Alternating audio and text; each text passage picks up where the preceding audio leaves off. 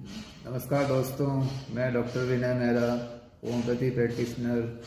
जैसा कि आप सब जानते हैं कि कोरोना की लहर वापस जो है शुरू हो चुकी है और देश में 4 से 5 हज़ार केस बराबर आ रहे हैं।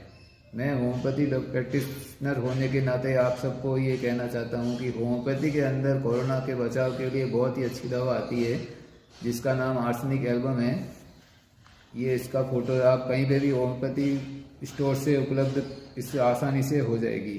इसकी डोज कैसे लेनी है, इसकी सुबह के समय जो खाली पेट 10 बूंद इसको आधा कप गुनगुने पानी के अंदर 3 दिन तक ले लें। इससे कोरोना से आपके और आपके परिवार की बचाव हो सकता है। धन्यवाद।